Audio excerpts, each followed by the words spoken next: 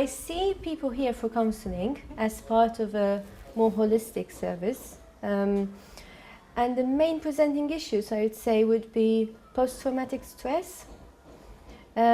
People might not know that it is post-traumatic stress, but when they start talking about insomnia, flashbacks, hypervigilance, we can often relate it back to some traumatic experiences they've been through. My name is Patiwe and I'm a Ndebele speaker, a member of the Mtwagazi Nation of Zimbabwe, and we are a marginalized people and discriminated against and disdained and all that.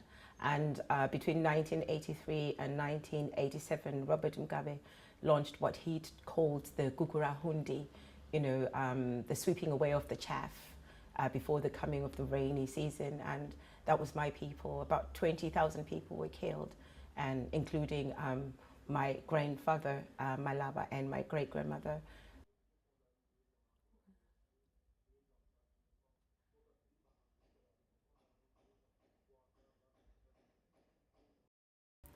Well, actually, because of the problem I had back in Iran, and because of the torture I went through, so therefore I moved to UK as a safe country to claim asylum. So I became a refugee here.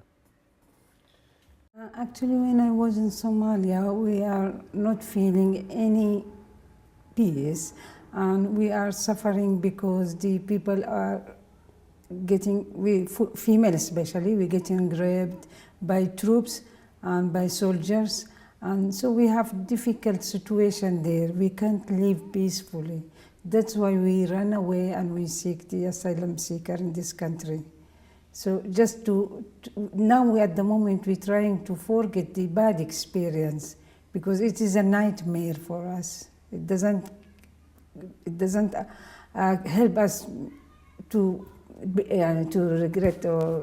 regret in ourselves why we born, why we are female, why the man is doing with us like that.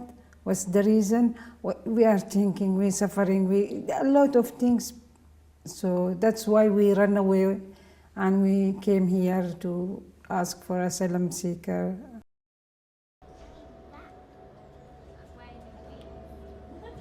Anybody could have got killed at the moment, you know, for being Muslim or Christian or Orthodox or a religious person, you know. Anybody could have got killed, because it was like a civil war, you know. It took place in 97, you see. It took place in 97, so it was a civil war. Albania broke up into pieces, you know what I'm saying? If the system failed and everything, you know what I'm saying? The mental trauma I experienced was through the genocide in my country, in Rwanda. Having experienced seeing a lot of people being killed and family and friends being killed, I sought asylum in the UK. It was a sad experience, obviously, and it is something that does not go away from your head. You can't forget it, but deep inside it will always be there. And that's why I came to the UK to start my life all over again. I worked with a lot of people in detention. People got detained for prolonged periods, which I believe is quite unfair and quite brutal in a sense. I mean, to live in this country, and some of them quite, they developed mental problems. From personal experience, I had, I've seen someone who entered detention with a sound mind, perfect person. He came out after a prolonged period of detention, and when he was sectioned under the Mental Health Act. See, yeah, that's not much there.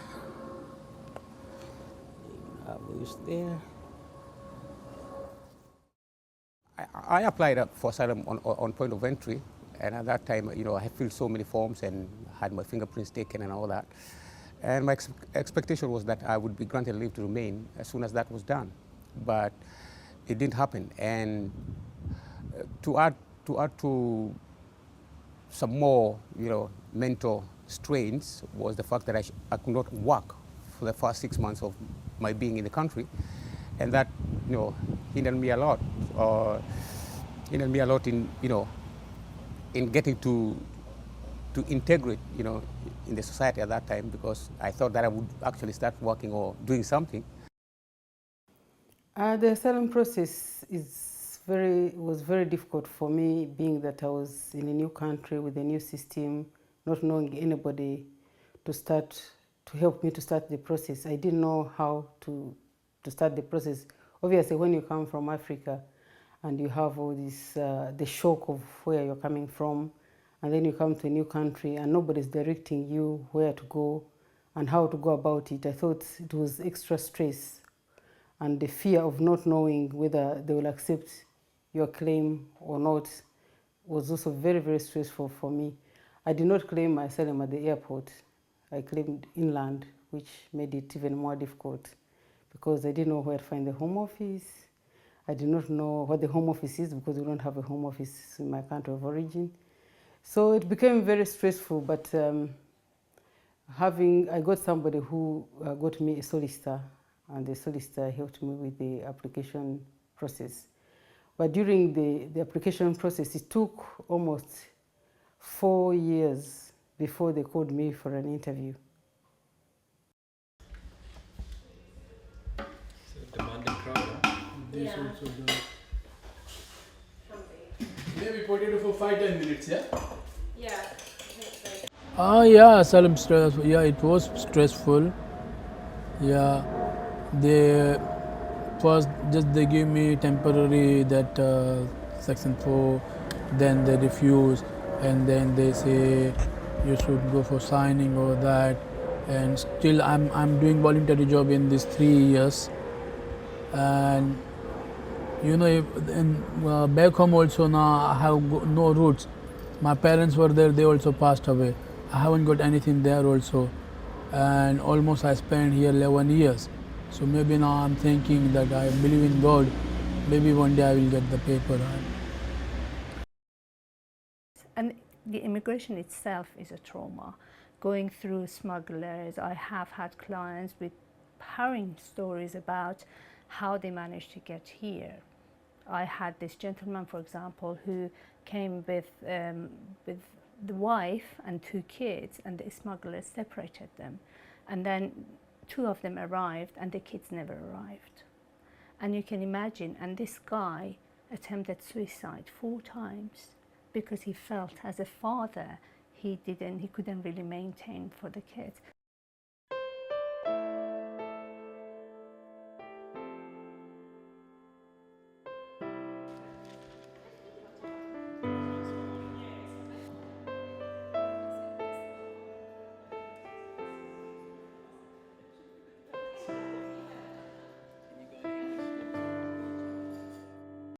So they're in an environment where they're socially disconnected, where they often are deprived from any kind of meaningful activities in their previous lives. And we know that this has a strong inclination with someone's overall mental health and well-being.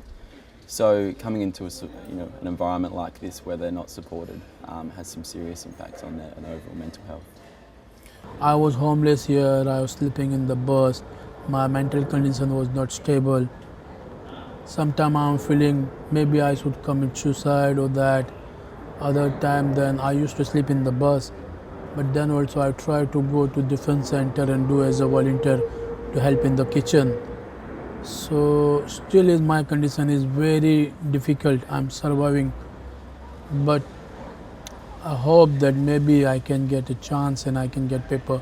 If I get paper here, definitely I am going to contribute this society as a voluntary as well, and I can do some work and I can give some tax as well. Being told that I would still be going for an interview after 6 months, and then that I had to prepare, to prepare a story And to run through what I have been through in Kenya, that really was the killer, because as from that moment, I really became very depressed, such that it came to a point whereby I couldn't even leave the house, and had all these kind of nightmares and very bad dreams, actually. And when it, at night, that it became even worse at night. So in the end, there was,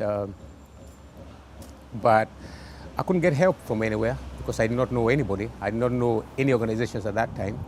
And I was kind of alone, and I felt alone, and I felt actually rejected. So that's how the system played in my head. Settling in this country for me was not easy because I was coming from a background where, trust is not something which is easy. You don't trust even your neighbor. Who you trust could be the next neighbor who's going to do the bad thing to you. So it was hard for me to settle in with people because I did not know whom to trust and whom not to trust. And because I had a sad background also, I thought it was best to keep on my own. And obviously I had also health issues as well, so it was very difficult for me to settle in. But eventually I got in touch with a community group, which I found helpful. Then I also in the meantime I was attending also counseling sessions because of the post-traumatic disorder I had. And they're the ones who referred me to this support group where I kept meeting a few people here and there. And slowly by slowly, and I had a child in the second year as I reached in the UK. So my child actually helped me to sort of calm down, because then I had now a family whom to cling on to. Actually, it's very difficult. It's tough. It's not easy because you don't speak the language fast. But if you have aim, like me, I have aim to study. That's why when I came, I was not knowing the English language. But I said from the second day I came to the country, I will go to study English first. I studied the English because I can't communicate with other people. I can't do anything. I can't progress my life. So I learned the English first. After I learned the English and I passed, then I have to study a course because the government gave me free access to study. So why I didn't take this opportunity for myself and develop? So I went there, I studied the English, I passed, I studied the social health and I passed, and now I'm working. So I thank the country because it gives the opportunity to everyone, and we have to use it.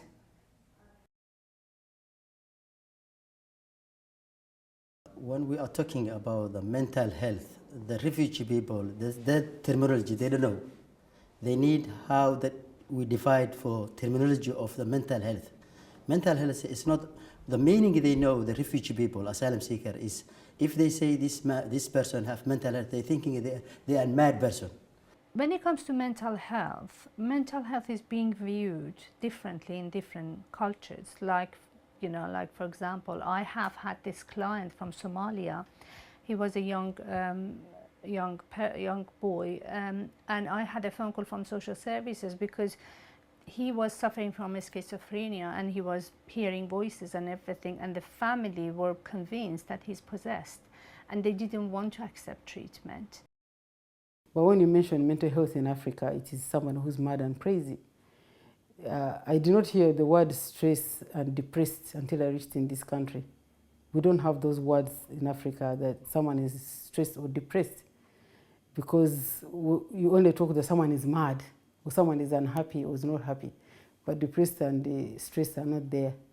So from mental health, it only goes straight to mad and crazy people. So people might think that there's something wrong with them, they're being possessed, they're crazy. But of course, their symptoms can be very well explained given what they've been through, what they're going through now with the asylum process. So being able to talk about it and reassured that it's normal given what they've been through. And I think we need to provide more opportunities for that. The bad things, it is in my mind, I try day by day to forget that bad things, to forget, and starting to cope with something good, which will make me forget the past and look for future, look for in front. In my opinion, if I step back and look what's gone in the past, I will not be now here sitting. I could be in any hospital or in the street. But because I look to the future, I said, this is past happened to me. It gave me like a stigma, but I try to forget. I do my best. Each community, they are asylum seeker and refugee, they have professional people. But when they come here, all of them, they have one single name. They are refugee. No one differentiated. For that reason, the government must find out which people, they have some kind of basic knowledge to understand what the community they needed. For that reason, it's very big role to government to understand community workers or leaders or the faith leaders to find out how they can support them their own community. I feel that the refugee community has to start telling themselves the truth, admitting that Black people and people who are not from the white community do suffer mental health issues. It's not a white problem, you know, because the way I'm sort of looked at is, oh, you know, we don't get stressed. That's white people. So when I say I'm stressed out or have mood swings, it's Black girl, white problems, and that's not true. I believe as a society we need to support each other. Looking at England, for example, as a signatory to Refugee Convention, it's our duty, if we signed and if we agreed to support refugees and asylum seekers, we've got to do it properly. Looking at it from a therapeutic point of view, it's really important that there is a process where they can report to someone and have that one-on-one mentoring support. You know, there are a lot of signposting services and a lot of really fantastic services out there, I think, and it's about bringing us all together. It's about connecting us in a way that we can look at supporting refugees as a whole person. And once we do that, I think it's going to have a lot of positive influences on their overall mental health and their overall well-being. All the myths, especially our African communities, which they have about mental health, they should be aware that mental health is normal. It's an issue for everybody. It can affect anyone at any age, any race. Anybody can be affected. And the most important thing is that there's help out there. If you're not comfortable going to the mainstream, there are community groups which address this issue. You can always have someone to talk to. Don't suffer in isolation.